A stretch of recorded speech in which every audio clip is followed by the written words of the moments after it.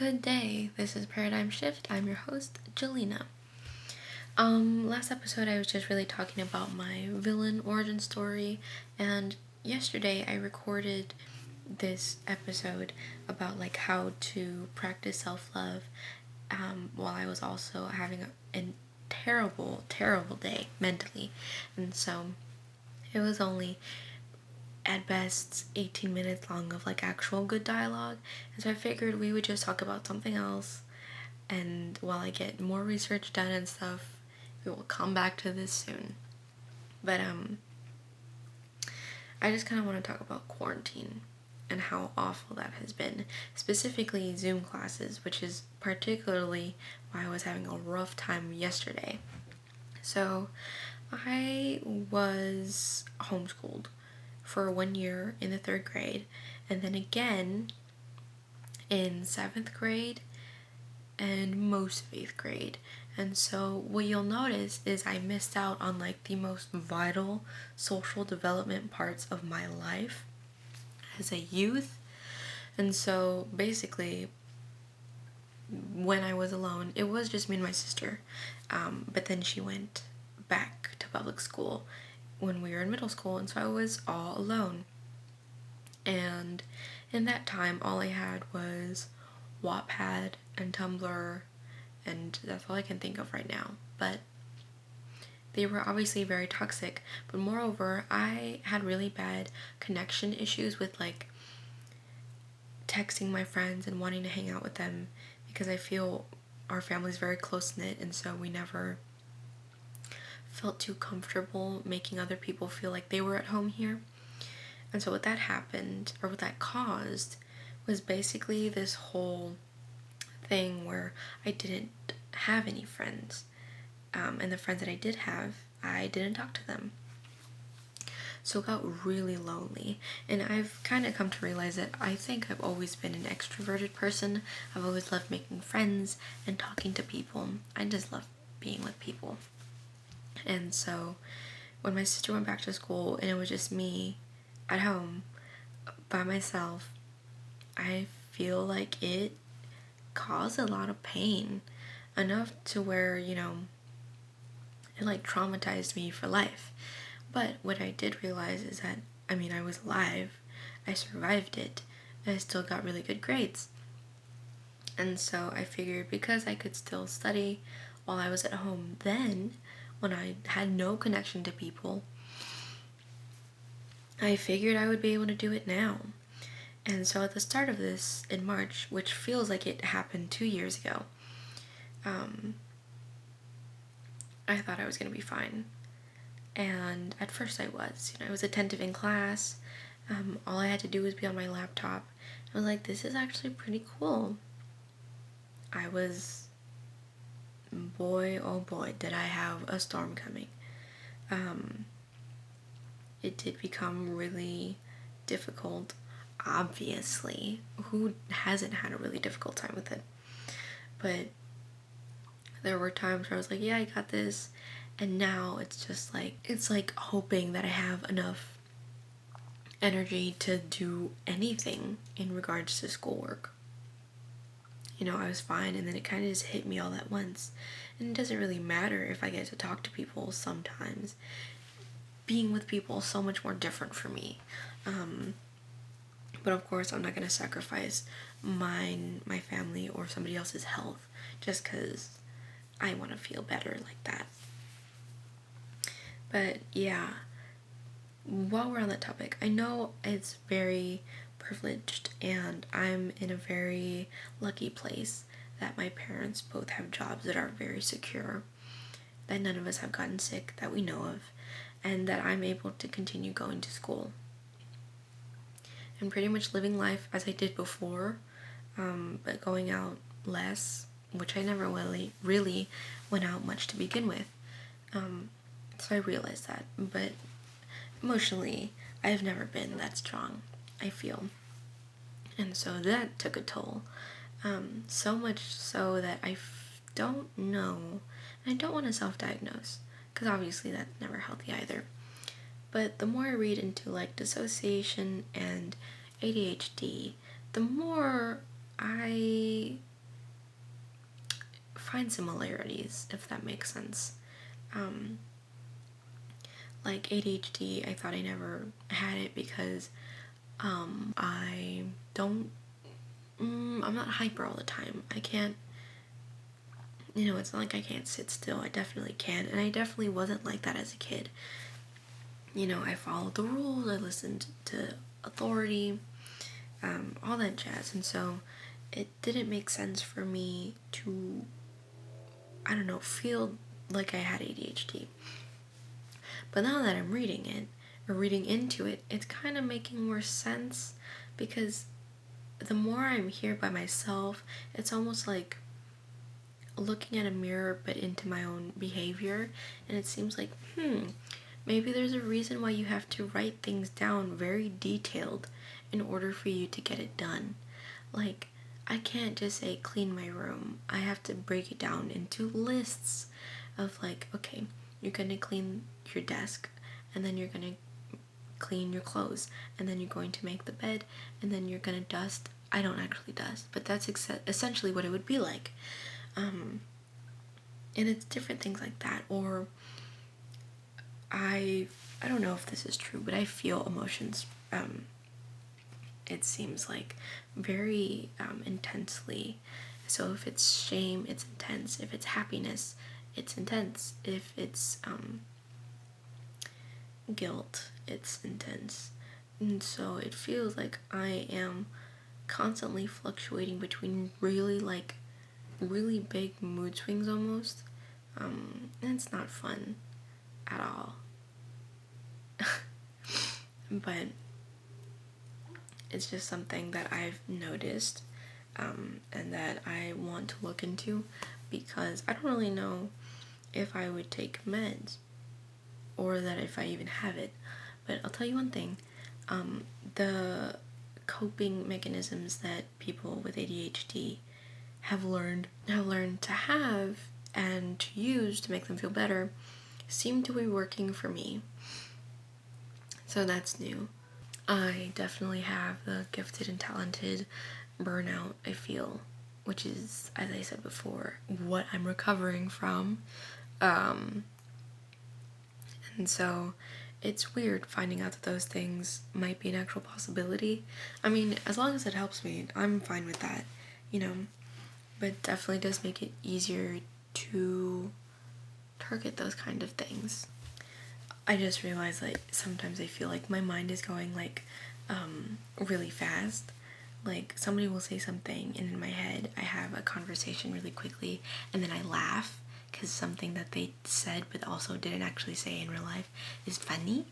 And they'll be like, why are you laughing? And I'm like, well, it's because you said this, and then I thought, what if I said this, and then you said this back, and then I said this, and then you said this, punchline. And, yeah. So it's odd. Other stuff that I have found out about myself is that some stuff drives me crazy. I was talking to my friend Mel about this, that it's almost like every little thing kind of not sets me off, but drives me into this very detached state of being. There was one time where I looked at the clouds and I was like, I bet you the Romans used to have skies that were just as pretty, and then I bet you they didn't know that their empire was gonna fall. And then I was like, time isn't real. All of this will come crashing down. And then I felt like throwing myself down the stairs, which I'm kidding, but also I'm not kidding. Like I said, I'm better now. I'm doing a lot better, but quarantine definitely showed me that it's very difficult to exist without something to focus on. To be quite honest, the only thing that has been keeping me afloat is that I try to focus on things so that I don't let myself reach that dark room. I try drawing, I try reading, singing, doing homework.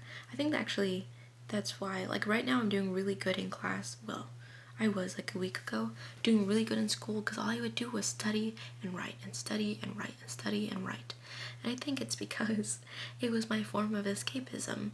As long as I didn't have to, confront my own thoughts and be with my own feelings directly, then I would be fine. And I don't mean it as like I want to avoid it and never come across it. It's just, it's very overwhelming, and it, right now, the conditions that we're in, it feels very lonely, and I can't do that by myself. I cannot, live in a vacuum, if that makes sense. And so, during quarantine has basically been me finding out more about my issues while also finding out how to try to handle those issues. Like that, seeing the clouds literally makes me feel like I'm not a real person, and the only way to prove that I'm a real person is to do something drastic so I can feel it. And so I try to stop myself, so I'll appreciate something for its beauty, and then I'll be like, that's really pretty. Wonder if I could paint it, or wonder if I could write something about it, like a poem or something, because that is a lot healthier than any other decision that I would probably make. It's certainly a lot healthier. Another one that I have been desperately trying to deal with is obviously my insecurities. So yes, body issues. I mean, who doesn't have self-image issues? But one thing that really bugs me is my personality. I feel like I have an idea of who I am, but also not really. So growing up, I loved One Direction. I never talked about them to my family. I don't have any posters of them. I never bought anything from them. Not their music. If I listened to it, it's because it was on Amazon for free. And the reason why it's always been like that, I mean, that's the whole reason why I never became like a believer or anything. Not because I hated him at the time, but because I was like, oh, I have to be really mature. I have to, I can't be, a kid, which meant if I can't be like a girly girl, like a teenage girl, I can't be, falling in love with random boys in a boy band. And so I never allowed myself to like outwardly show that I liked things. And it didn't even just stop there. It went from One Direction to literally anything else. I love Jurassic Park. I love Five Nights at Freddy's. I've told you guys that before. I love different things. I just never felt comfortable enough to outwardly show that. I thought it would make me look like almost dishonored in front of my parents. Right, almost like embarrassing that I would love something so teenagery. Right. And so, with that being said, I don't know I know who I am, but I also don't know what I act like. I don't really even know what's real, and I think part of that is because I never outwardly showed what I liked. I never, proved to myself that I love these things. Like, I feel that when people, say, oh yeah, I love this, you're like, wow, that's, a part of them. And so, for me, I don't really have that. I mean, I'm getting there now. And I feel that that's mainly because of my boyfriend, and he obsesses over things very quickly. So as soon as he starts liking something, he does research into it, he wants to buy stuff from it, pretty much surround himself with that thing. And so for me, seeing that, I always got really jealous because I'm like, it was so infuriating to me because I could never bring myself to do that with things that I loved until he started helping me feel more comfortable with it. For example, I have Jurassic Park blankets, Pennywise blankets.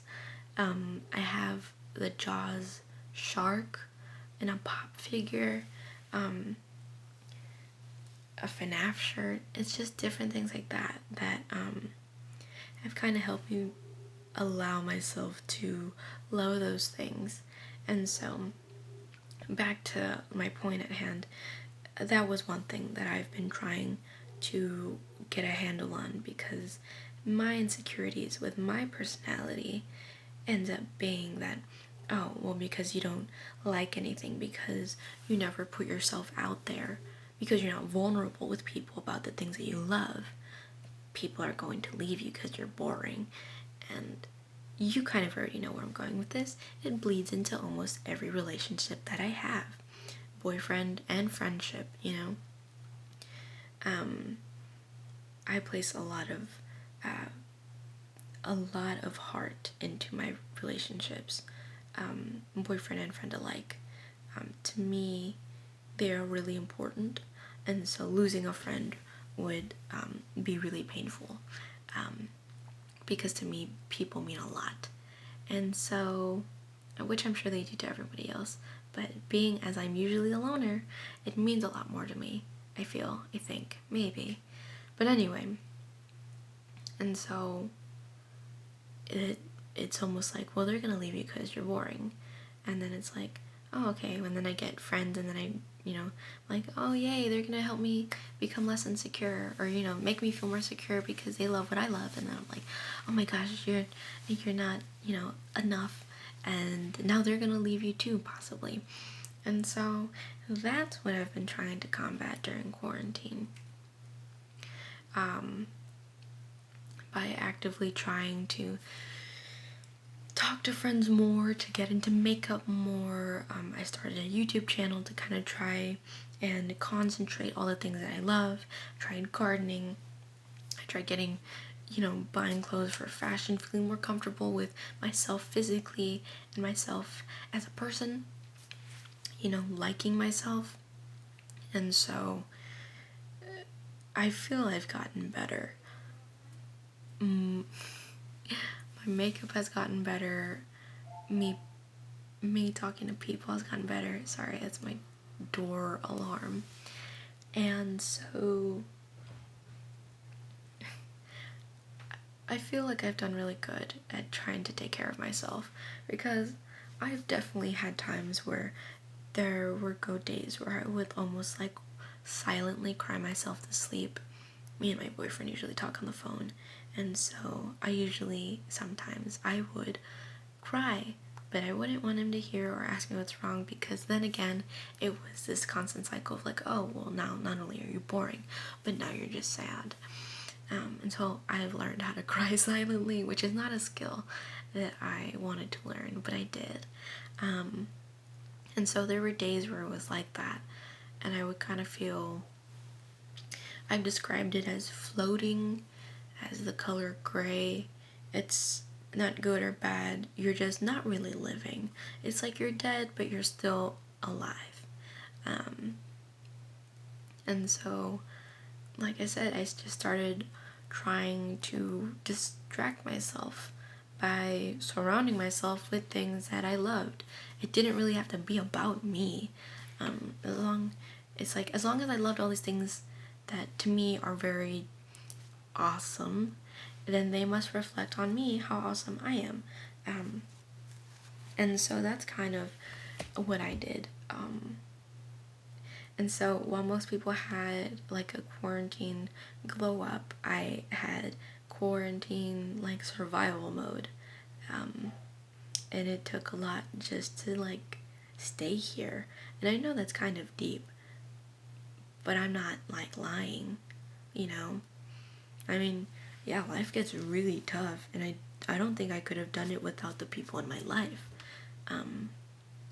Or music also.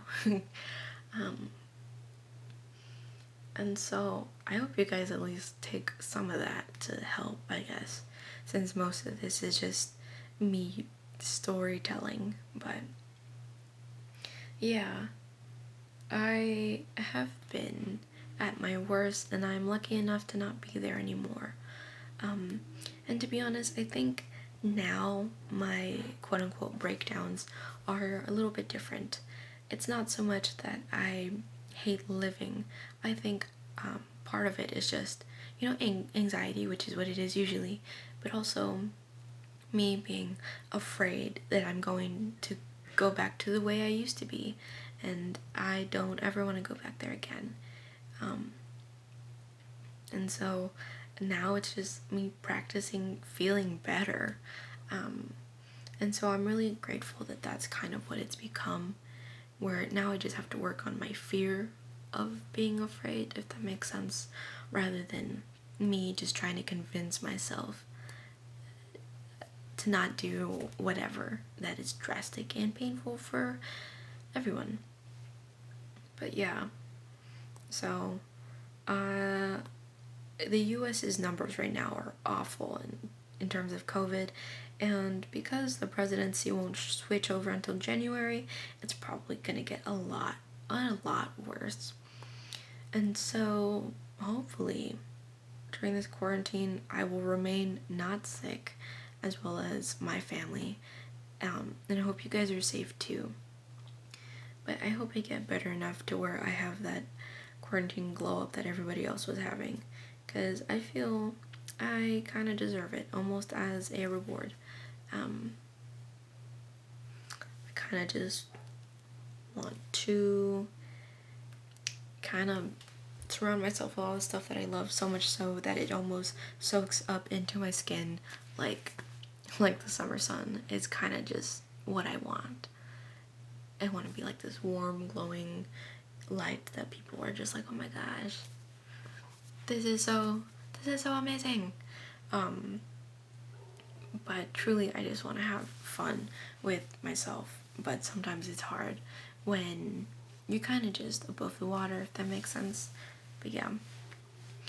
Anyways, I know this is really deep, and it's probably not what you wanted to hear, but it is honest, and it's one of those things that I pride myself on being, and so I don't ever want to make it seem like it's perfect, like I'm just some gal on the internet with pretty makeup and, a plan to love herself. It's hard out in these streets, and I've been on the dark side, and I don't ever want to go back.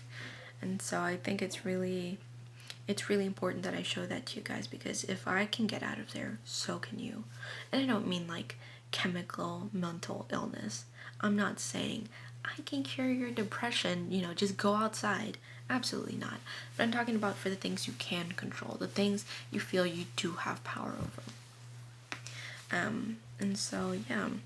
So again, thank you all for listening. I did not think it was gonna get this deep, but here we are. I hope you guys have a great day. Thank you for listening to me. I'm sorry that this podcast is late. Like I said, the one I recorded yesterday was just not that great, and I want to give you guys as much as the best as I can give you. I'm still learning about podcasts, so thank you so much for being patient with me. But anyways, thank you for listening. I hope you guys have a great day. I'm your host, Jelena. I love you guys. Stay safe and stay kind.